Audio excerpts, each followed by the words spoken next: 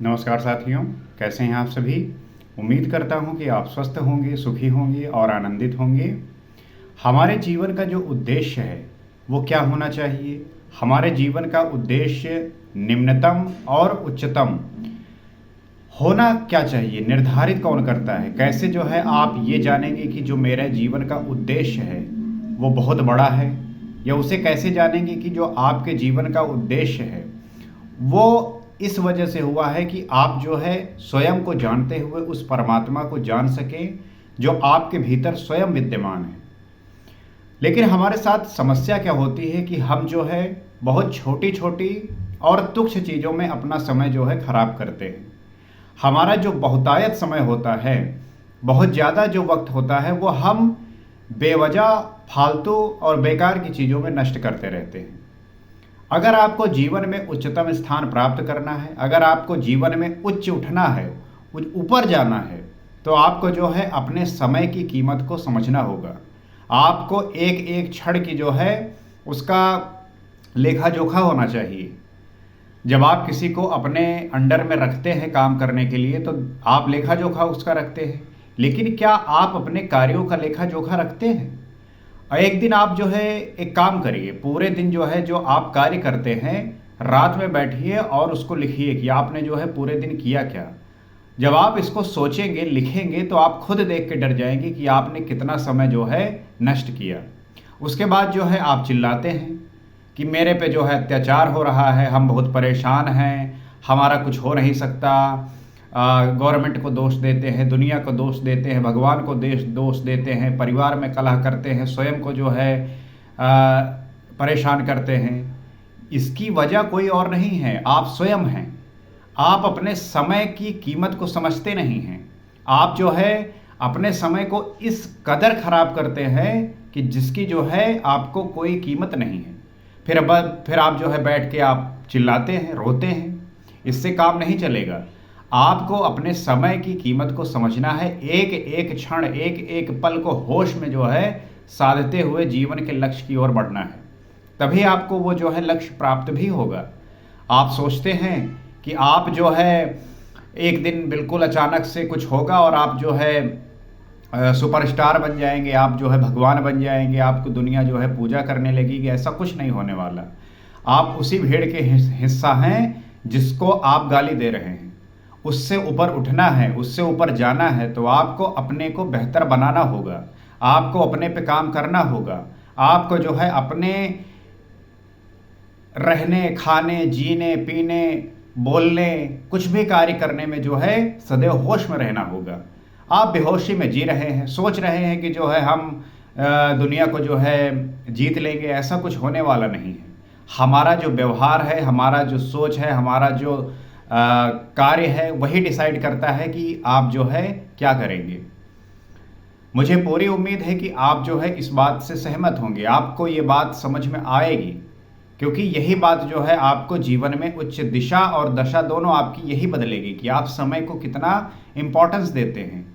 अगर आपने समय का मिसयूज़ किया, आपने इसका गलत इस्तेमाल किया, तो आपके सामने ऐसा दृश्य प्रकट होगा कि आप कल्पना भी नहीं कर सकते कि आप क्या हो जाएंगे।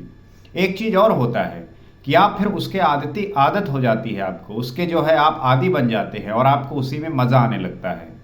लेकिन इसीलिए जो है आपको सदैव ये इस बात का ध्यान करना है कि जो आप कर रहे हैं, जो खा रहे हैं, जो पी रहे हैं, जो जैसा जी रहे हैं, क्या आपका जन्म इसके लिए हुआ है? क्या आपका जन्म जो है ये करने के लिए हुआ है? आप अपने इस शरीर को, इस मन को, इस दिमाग को समझिए और इस पे जो है काम करिए। श्री रामचरितमानस इसमें आपकी मदद कर सकता है, क्योंकि ये वो सीख देता है, ये वो जो है आपके कैरेक्टर बिल्डअप करने में मदद करता है। जिस प्रकार से श्री रामचंद्र जी के अंदर गुण थे और उन्हें गुणों की पूजा हम आज करते हैं, उनको हम मानते हैं, उनके आदर्श को फॉलो करते हैं, तो अगर आपके भी भीतर वो गुण आ जाएंगे तो आप भी जो है वैसा बन जाएंगे। इस ग्रंथ में यही लिखा हुआ है। इसको आप कहानी के रूप नहीं बल्कि सीख के रूप में लीजिए। जिस दिन आप इसको सीख के रूप में लेंगे, आपको जो है बहुत कुछ इससे लाभ प्राप्त होगा। गोस्वामी तुलसीदास जी जिस प्रकार से इसको लिखा है, जिस प्रकार से वर्णित किया है, हम इसको जानकर अपने जीवन को परिवर्तित कर सकते हैं। पिछले एपिसोड में हमने ये जाना कि किस प्रकार से श्री रामचंद्र जी लक्ष्मण जहाँ पे रंगभूमि थी, जहाँ पे धनुष यज्ञ होने वाला था, वहाँ पे होके आए। उनका जो है व्यवहार इतना अच्छा है, इतने साकुशल हैं, और उनके दर्शन के लिए हर एक व्यक्ति जो है अपने घर बार और काम को छोड़कर देखने आ रहे हैं। बच्चे जो है दोस्त हो गए हैं, तो उन सब के साथ खेलते हुए, बात करते हुए, इस तरीके से वो वापस अब मुनि के पास आ गए हैं। आगे क्या कहते हैं गोस्वामी तुलसीदास जी? निस प्रवेश मुन आयस दीन्हा, सब ही संध्या बंदन कीन्हा, कहत कथा इतिहास पुरानी, रुचिर रजनी जुग जाम सिरानी। रात्रि का प्रवेश होते ही संध्या के समय मुनि ने आज्ञा दी। तब सबने संध्या वंदन किया। फिर प्राचीन कथाएं तथा इतिहास कहते कहते सुंदर रात्रि दोपहर बीत गई। रात्रि का समय जो है संध्या वंदन का होता है। उस समय जो है मुनि ने आज्ञा दी, उसके बाद सभी ने जो है संध्या वंदन किया। फिर प्राचीन कथाएं और इतिहास कहते कहते सुंदर रात्रि के जो है दोपहर बीत गए। आप भी देखते होंगे कि आपके घरों में भी संध्या वंदन होता होगा। जब शाम का टाइम आता है तो दीपक जलाया जाता है। आप भी जो है पूजा करते होंगे किसी आराध्य देव की, तुलसी की, या आपके अपने इष्ट देव। इस प्रकार से आप संध्या वंदन करते हैं। उसके बाद जो है विश्वामित्र जी राम और लक्ष्मण को प्राचीन कथाएं और इतिहास के बारे में कहते कहते इस प्रकार से सुंदर जो है रात्रि के दोपहर बीत गए। आपके साथ भी ऐसा होता होगा। आप कहीं जब जाते हैं और इस प्रकार से बैठक बैठ जाती है तो एक दूसरे की जो है कथाएं कहते हैं, एक दूसरे की जो है बातें बताते हैं, इतिहास की बातें, प्राचीन कथाएं, ये सारी बातें होती हैं और बड़ा ही आनंद आता है। मुनिवर शयन कीन्ह जब जाई, लगे चरण चापन दो भाई, जिनके चरण सरोरहु लागी, करत विविध जप जोग बिरागी। तब श्रेष्ठ मुनि जाकर शयन किया। दोनों भाई उनके चरण दबाने लगे, जिनके चरण कमलों के दर्शन एवं स्पर्श के लिए वैराग्यवान पुरुष भी भांति भांति के जप और योग करते हैं। श्रेष्ठ मुनि उसके बाद जो है शयन किया। दोनों भाई जो है उनके चरणों को दबा रहे हैं और दर्शन एवं स्पर्श के लिए वैराग्यवान पुरुष भी भांति भांति के जप और योग करते हैं। आज के समय में लोग जो है इस चीज़ को भूल चुके हैं। वो इस बात का ध्यान ही नहीं है कि अपने जो है गुरु का, अपने जो है माता पिता का इस प्रकार से आदर करना है। हम इस बात को पता नहीं क्यों भूल गए हैं, और ये पता नहीं क्यों भूलने का कारण यही है कि आप अपने कामनाओं में इतने ग्रसित हैं कि आपको याद ही नहीं रहता कि आपके माता पिता भी हैं, आपके गुरु हैं, जो आपको सही दिशा और आपको सही गाइड करते हैं। ते दो बंधु प्रेम जनु जीते, गुरपद कमल पलोटत प्रीते, बार बार मुन आज्ञा दीन्ही, रघुवर जाई शयन तब कीन्ही। वे ही दोनों भाई मानो प्रेम से जीते हुए प्रेम पूर्वक गुरु जी के चरण कमलों को दबा रहे हैं। मुनि ने बार बार आज्ञा दी, तब श्री रघुनाथ जी जाकर शयन किया। विश्वामित्र जी जो है शयन कर रहे हैं, लेटे हुए हैं। दोनों भाई जो है चरण को दबा रहे हैं। इस प्रकार से मुनि ने बार बार आज्ञा दी। उसके बाद जो है श्री रघुनाथ जी जाकर शयन किया। चापद चरण लखन उर लाए, सभय सप्रेम परम सचुपाए, पुनि पुनि प्रभु कह सोवत उताता, पौढ़ो धरि उर पद जल जाता। श्री राम जी के चरणों को हृदय से लगाकर भय और प्रेम सहित परम सुख का अनुभव करते हुए लक्ष्मण जी उनको दबा रहे हैं। उसके बाद जो है लक्ष्मण जी छोटे हैं, इसलिए अपने बड़े भाई रामचंद्र जी का पांव दबा रहे हैं और प्रेम सहित परम सुख का अनुभव कराते हुए लक्ष्मण जी को ये बातें